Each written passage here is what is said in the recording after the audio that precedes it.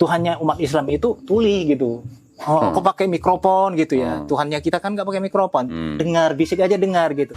Jadi ketika Pak Mizan mempelajari atau membaca terjemahan Quran selama 11 bulan itu, akhirnya ada ayat apa di Quran yang meyakinkan Pak Mizan bahwa Yesus itu memang bukan Tuhan? Yang saya cari situ bukan kebenaran. Yang saya cari itu kelemahan dan kekurangannya, kesalahannya, supaya kita sama-sama menjatuhkan. Pengakuan umat Islam dan pengakuan Al-Quran adanya Isa, bukan Yesus ya, tapi Isa di dalam Al-Quran itu memang benar adanya, tapi bukan benar adanya sebagai Tuhan. Itu poin-poin yang paling terbesar pada saat itu. Tidak ada teks bahasa Indonesia yang mengatakan Yesus itu Tuhan. Tuhan Yesus tidak ada. Tetap mengatakan bahwa Isa itu adalah nabi, ya, seperti nabi-nabi yang lain. Ya.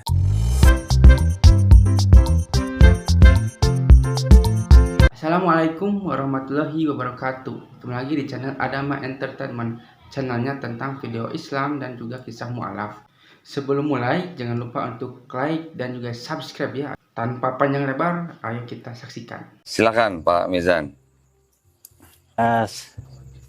Assalamualaikum warahmatullahi wabarakatuh. Waalaikumsalam warahmatullahi wabarakatuh.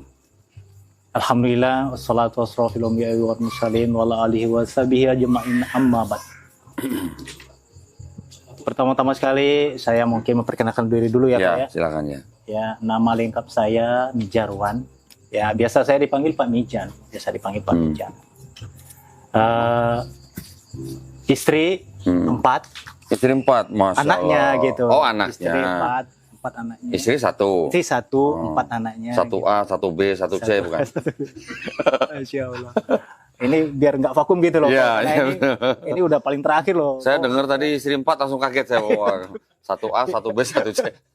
Ya, tapi kan masih ada sambungannya. Iya. Terus?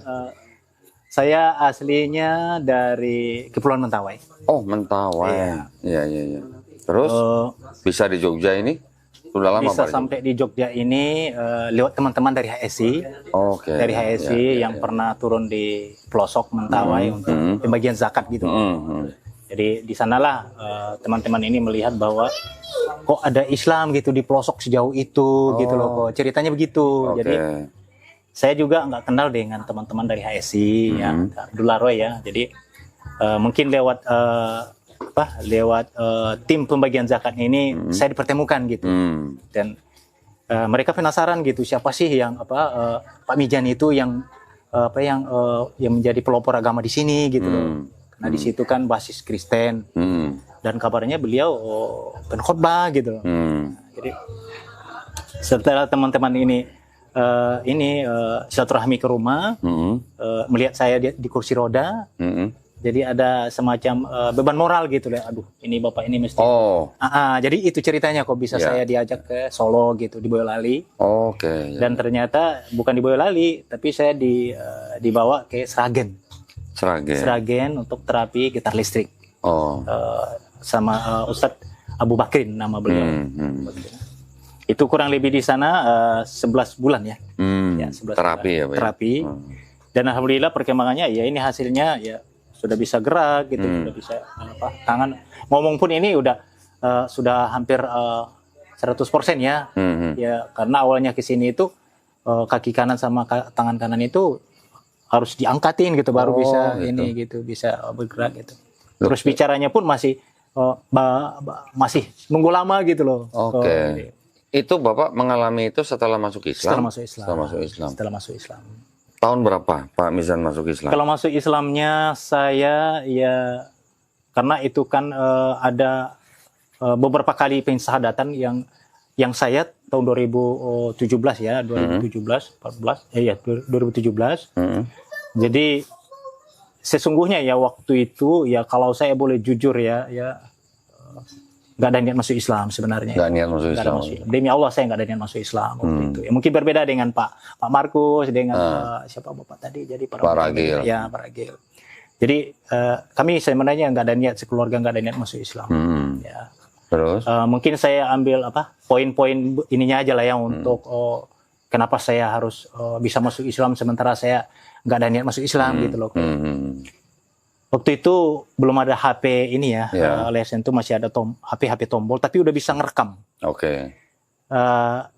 Ada namanya Dr. Muhammad Yahya Waloni, beliau mantan rektor ya, rektor Papua. Beliau kalau tablik akbar, kalau ceramah itu sangat lantang sekali kok. Iya, iya. Lantangnya itu selagi tidak menyakiti, bagi kami sih ya no komen gitu, nggak masalah gitu. Jadi beliau memvonis waktu itu, ya kita namanya di perkampungan yang mendengar itu sangat sakit ya. Ketika umat Kristen mati, itu dijamin masuk neraka gitu kok. Waduh, coba kok pada saat posisi waktu itu ya kita mendengar dijamin masuk neraka itu, artinya kita menganggap bahwa beliau itu pernah mati dan melihat berapa jumlah umat Islam masuk surga dan berapa jumlah umat Kristen yang masuk neraka karena agama Kristen gitu. Nah, itu yang pertama. Yang kedua, Yesus itu bukan Tuhan. Nah, itu 2 poin itu yang menjadi ketidakterimaan kami, ketidakterimaan saya pada saat itu, khususnya ya sebagai pengkhotbah ya, bukan saya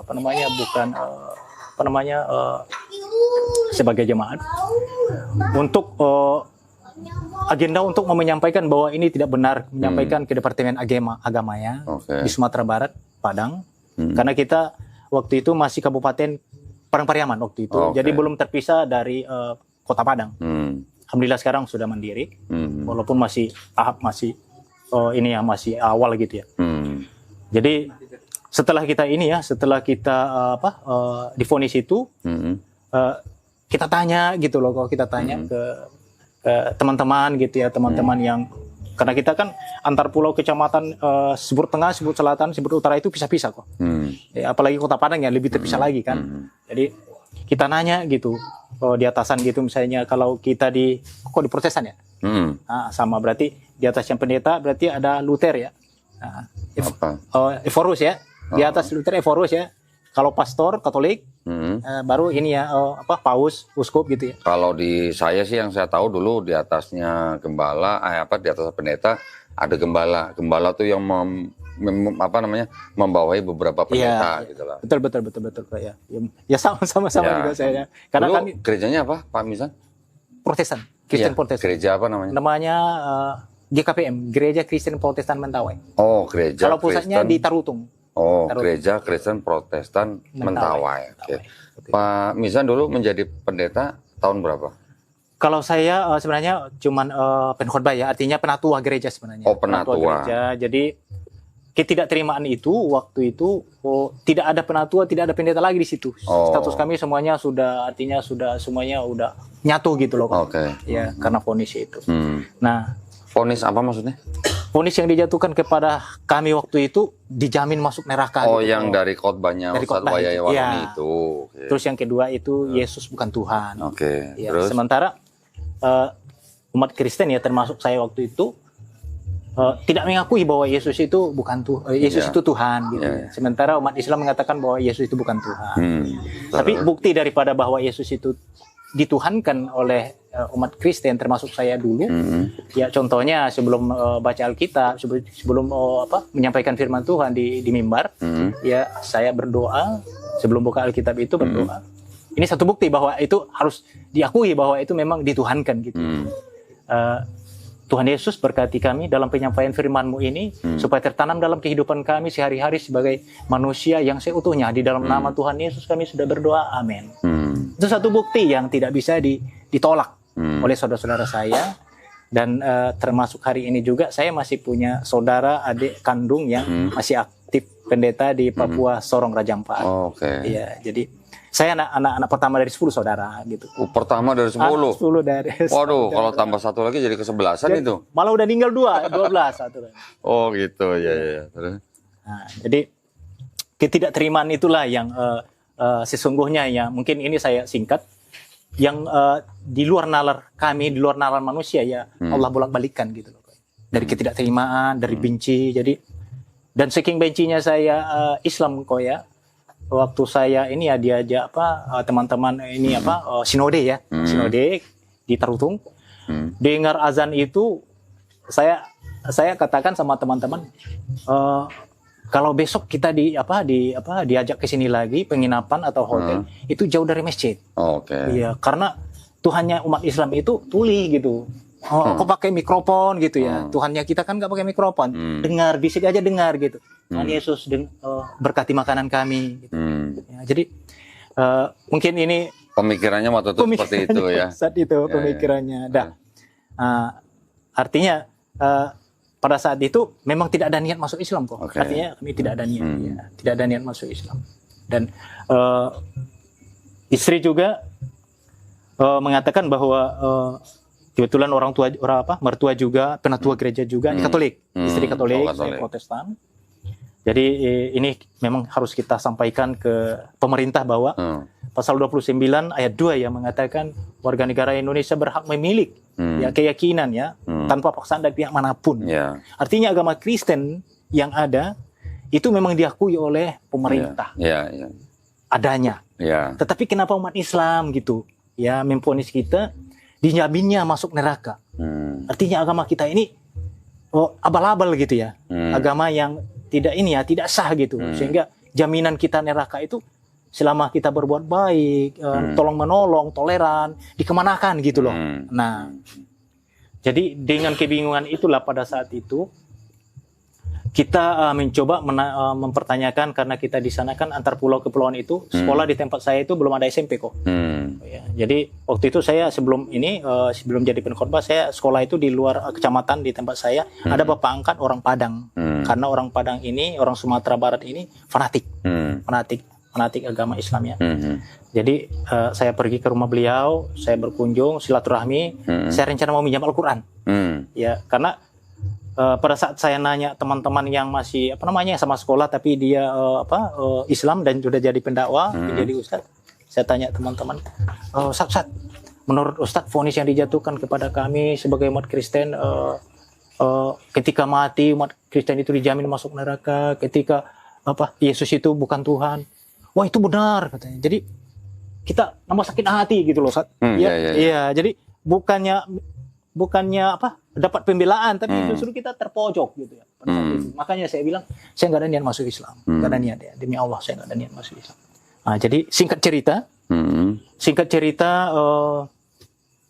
karena saya sudah mulai ragu dengan dengan vonis ini, dan termasuk ragu juga dengan doktrinnya. Artinya bukan saya ragukan orangnya, tapi meragukan isinya.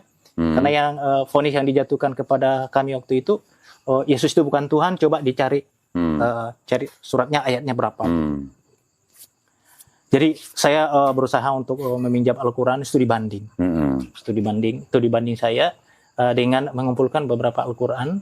Ya, meskipun Al-Qurannya itu sulit untuk saya dapat, karena di kepulauan itu kenal nggak sama di kota. Kalau mungkin ulama atau kiai itu kalau bukan satu daerah pasti nggak kenal gitu bahwa dia tokoh agama, bahwa dia itu ustadz gitu. Tapi kalau di sana, biarpun jauh-jauh jaraknya kecamatan Seberut Tengah, Seberut Selatan, Seberut Utara, itu tetap kenal bahwa ini tokoh agama Katolik, ini tokoh agama Protestan, ini tokoh ini Buddha, Hindu. Jadi pada saat saya ini meminjam Al-Quran ke bapak angkat saya, jadi sama ibu angkat saya bilang, waduh nak, katanya, bukan saya tidak mau meminjamkan, kata beliau kan.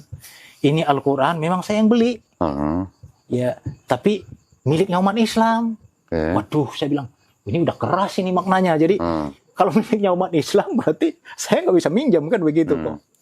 Dan alhamdulillah karena ya namanya orang tua ya. Tapi ya saya kasih gitu. Alasan saya ini gitu, alasan saya minjam ini. Coba bapak dengar, ibu dengar gitu. Namanya bapak ibu ya udah saya anggap kayak orang tua sendiri.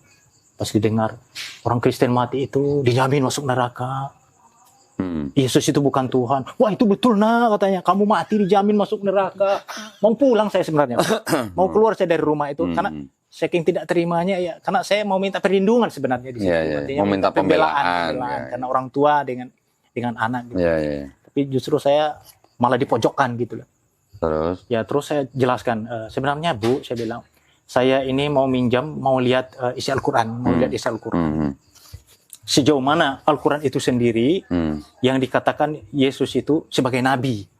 Iya, karena sebagai nabinya itu di mana, di surat mana gitu ya. Tapi kamu bisa nggak di dalam Al-Quran ya? Kamu bisa nggak bahasa Arab? Tapi kan ada teksnya ya Bu, saya bilang. Terjemahan. Ada terjemahan, ada. Udah. Terus? Saya pinjam, dapat 2 yang nggak pakai sampul, 1 pakai sampul. Jadi saya pinjam, berhubung juga almarhum bapak angkat saya itu juga garim di masjid. Jadi dia ini pengurus masjid juga. Oke. Ya. Jadi saya pinjam, singkat cerita saya bawa pulang. Prosesnya itu hampir 1 tahun kok. Hampir 1 tahun proses.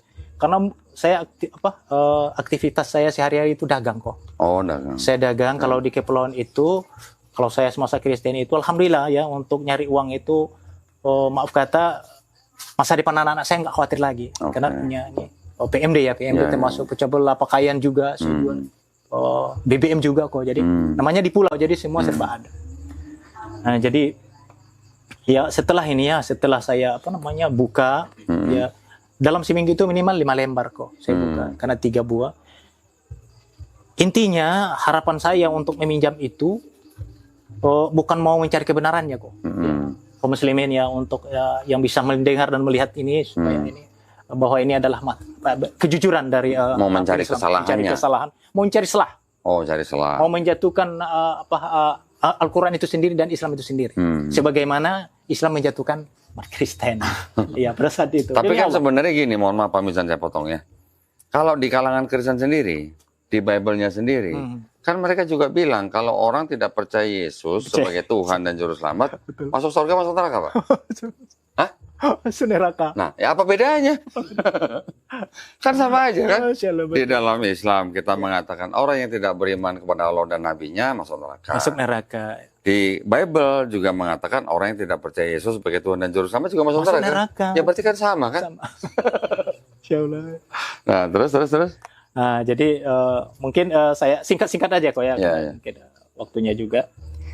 Singkat cerita ya, kurang lebih setahun ya kita saya ya, karena yang melakukan studi banding itu bukan bareng-bareng tapi saya sendiri ya. Karena saya sendiri merasa bahwa vonis ini kita kaji ulang bahwa tapi ya betul juga artinya tidak ada salahnya kita buka Bible ataupun buka kitab suci Al-Quran untuk melihat sejauh mana gitu kebenaran vonis yang dijatuhkan oleh Dr. Muhammad Yahya.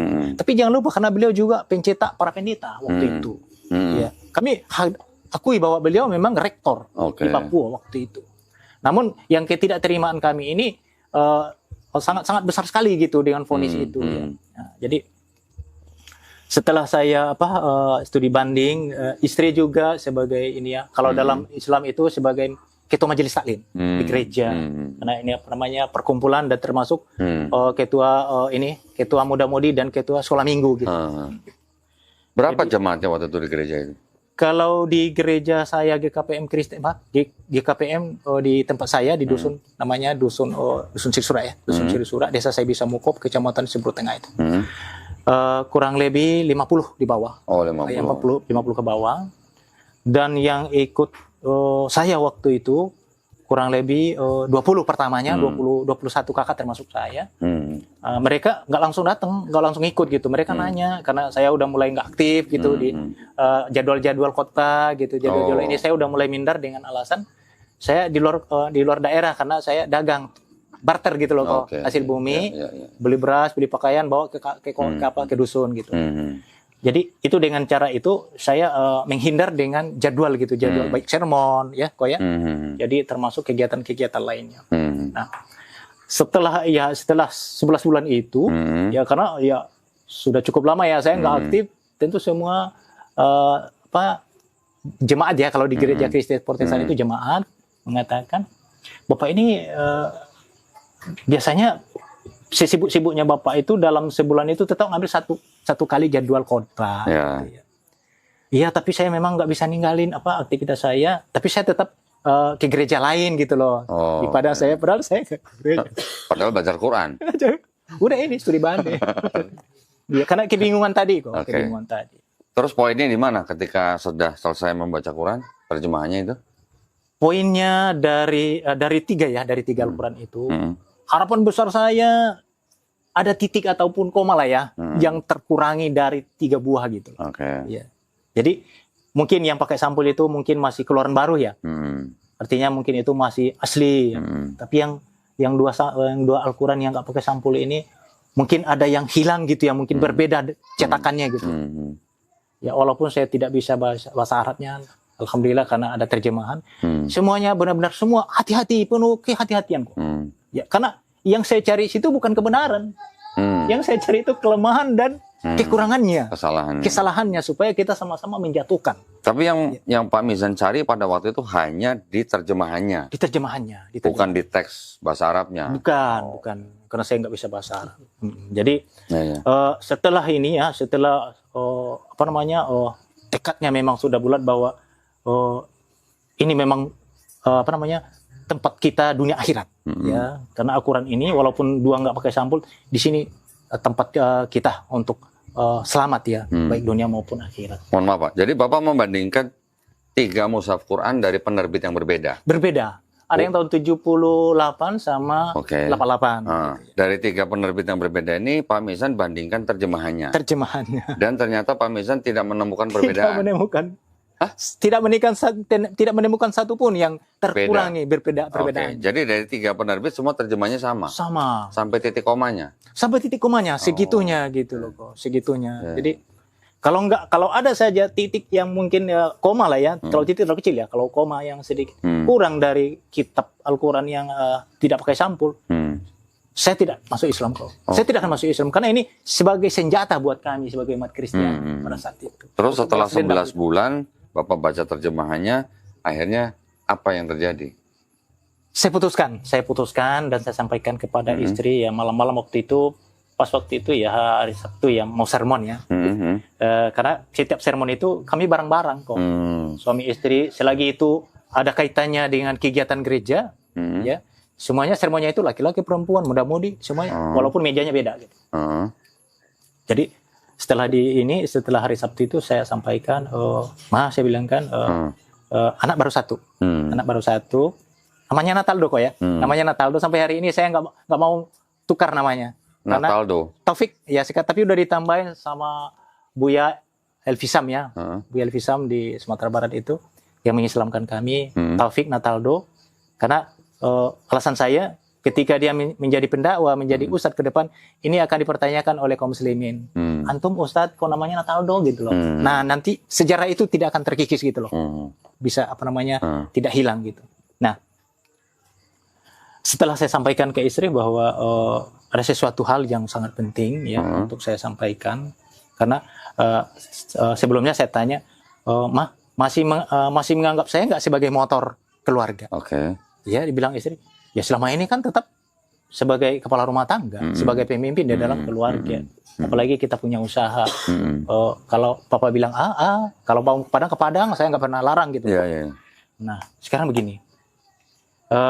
Mama sudah lihat kan, ya beberapa kali juga istri sering saya bawa di luar desa itu untuk artinya ngindar dari perkumpulan.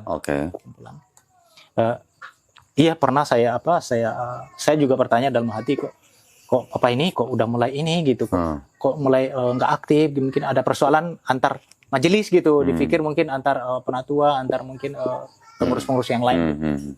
Saya bilang enggak. Sesungguhnya ya yang membuat saya bingung selama ini, vonis yang dia jatuhkan kepada kita kan semuanya udah dengar gitu ya. Tapi tidak ada yang melakukan, tidak ada yang bergerak untuk mau mencari pembelaan gitu ya, mencari kebenarannya gitu. Jadi ini yang saya saya putuskan hari ini, benar-benar sudah penuh pertimbangan, ya sudah penuh dengan kesungguhan gitu. Jadi istri bilang, kemana katanya? Dipikir istri kami hijrah ke Padang, maksudnya pindah kota gitu. Karena kita punya usaha gitu kan. Nah, jadi katanya hijrah agama kok. Nangis, jawabnya apa kok? Nangis nggak Pak? Nggak nangis? Malah minta cerai kok. Saya bilang kita hijrah gitu. Langsung minta cerai? Daripada saya masuk Islam, daripada saya masuk Islam, mending saya dicerai dan antarkan saya ke rumah orang tua saya. Karena jaraknya jauh. Jadi jauh, antarkan saya, ya saya nggak bisa jalan kaki. Kalau bisa jalan kaki saya nggak perlu diantar. Ya, jadi saya bilang sama istri, ya tapi ini benar-benar untuk menyelamatkan kita. Jadi saya tanya sama istri, mau nggak masuk neraka? Iya, karena vonis yang dijatuhkan ke kita itu kan dijaminnya gitu, dijamin gitu loh. Ya. Jadi dijaminnya itu berarti kita nggak punya ruang lagi gitu loh. Nggak punya ruang lagi. Nah, Yesus itu bukan Tuhan, memang kita harus akui. Yesus itu ketika saya berdoa, Mama dengar kan? Ya, ketika saya berdoa sebelum buka Alkitab menyampaikan firman Tuhan, Tuhan Yesus berkati kami dalam penyampaian firman. Kalaupun memang itu Tuhan itu nabi, ya pada saat itu kok nggak dipisah gitu loh. Tuhan berkati kami dalam kehidupan kami sehari-hari. Ya, jadi Yesusnya dipisah gitu maksudnya. Jadi status Yesusnya itu ditempatkan di mana gitu? Kalau dia sebagai nabi gitu, sama seperti saya. Tapi kita berdoa, saya berdoa selalu Tuhan Yesus, dan semua teman-teman ya yang termasuk yang masih aktif sekarang itu selalu saya sampaikan. Ya. Monggo ya dikaji ulang gitu ya. Vonis yang dijatuhkan kepada kami pada tahun 2017 kepada kita semua itu dikaji ulang bahwa sesungguhnya Tuhan itu memang tidak ada duanya. Ya. Jadi kalaupun dia bisa membela lautan, bisa menghidupkan orang mati, tapi bukan berarti itu dituhankan. Ya, Mohon maaf Pak. Jadi ketika Pak Mizan mempelajari atau membaca terjemahan Quran selama 11 bulan itu, akhirnya ada ayat apa di Quran yang meyakinkan Pak Mizan bahwa Yesus itu memang bukan Tuhan? Iya. Ingat nggak Pak? Sangat ingat sekali. Karena di dalam Al-Quran mengakui adanya Isa. Artinya pengakuan umat Islam dan pengakuan Al-Quran adanya Isa, bukan Yesus ya, tapi Isa di dalam Al-Quran itu memang benar adanya. Tapi bukan benar adanya sebagai Tuhan. Itu poin-poin yang paling terbesar pada saat itu. Tidak ada teks bahasa Indonesia yang mengatakan Yesus itu Tuhan. Tuhan Yesus tidak ada. Tetap mengatakan bahwa Isa itu adalah nabi, ya, seperti nabi-nabi yang lain. Ya. Jadi saya tidak ingat lagi ya ayatnya apa ya, mungkin karena pada saat saya sakit ya setelah masuk Islam, drop. Namun itu bukan menjadi sesuatu penyesalan bahwa saya masuk Islam ini mendapatkan ujian seperti ini, sakit seperti ini, dan harta semuanya habis. Jadi semuanya itu tidak lepas daripada ujian ya, karena saya tahu bahwa Allah tidak akan menguji umatnya di luar kemampuan umatnya itu sendiri. Mudah Pak mengingatnya Pak. Bapak ingetin Quran surat 1930. Itu berarti Quran surat Maryam ayat 30. Betul. Insyaallah. Insyaallah. Ya, itu adalah pernyataan atau perkataan dari Nabi Isa sendiri bahwa dia mengaku sebagai hamba Allah dan dia diberikan kitab Injil. Betul, setelah istri minta cerai gimana? Iya, saya tetap sampaikan, kita masuk Islam bukan mau memperpecah belah keluarga, bukan mau bercerai, apalagi bercerai ya. Saya bukan mau mencari konflik, ya. Jadi saya tetap memberikan ruang kepada istri ya beberapa minggu untuk aktif, monggo silakan. Tetapi saya tetap berdakwah walaupun belum syahadat waktu itu. Karena calon mu'alaf yang akan disahadat itu kurang lebih sudah ada 20 kakak gitu. Kalau di sana kok anaknya itu nggak ada yang 2-3. Minimal anaknya itu 7. Banyak ya? Banyak. Di sana benar-benar... Masih belum ada listrik atau bagaimana? Memang belum ada kok. Belum masuk listrik. Ya, memang kalau banyak listrik memang jadi banyak anak ya? Banyak. Memang belum ada sama sekali. Ya. Jadi dari 21 kakak itu kurang lebih hampir 70 orang kok. Masya Allah. Nah, sepertilah kisahnya, bagaimana kan kisahnya ini sangat menginspirasi kita bahwa kita itu sebagai umat muslim, dengan adanya video ini kita itu menjadi terinspirasi bahwa kita itu bisa lebih baik lagi untuk menjadi seorang pribadi muslim yang lebih baik lagi. Dan dengan video ini juga mungkin kalian juga yang mungkin non muslim ya, yang menyaksikan ini, kalian juga mungkin ada gambaran seperti apa bahwa agama Kristen itu tidak selalu misalnya benar ya, karena banyak juga kontradiksi di sini bahwa agama Kristen, agama non Islam misalnya gitu ya, jika orang-orang mereka itu mualaf itu karena apa, kebanyakan itu mereka itu tahu bahwa Islam itu adalah agama yang benar, agama yang lebih masuk akal daripada agama-agama lainnya.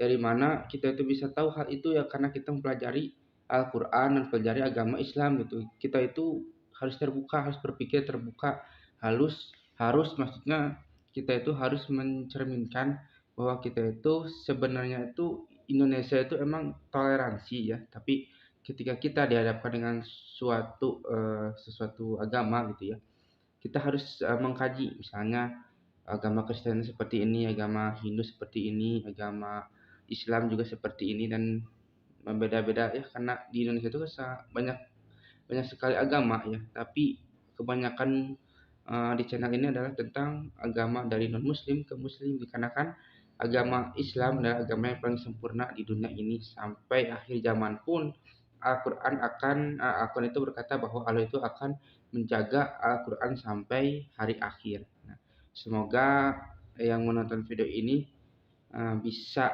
terinspirasi ya, dan semakin kuat lagi imannya, terutama agama Islam ya.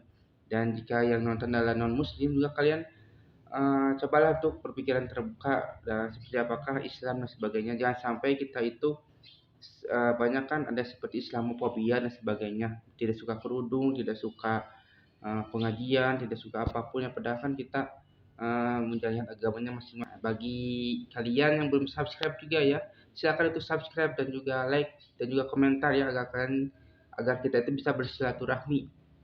Dan kita itu, karena di kolom komentar ini ya, di channel ini kebanyakan itu agama muslim dan non muslim itu suka ada ya, dan suka ada yang membalas dan sebagainya.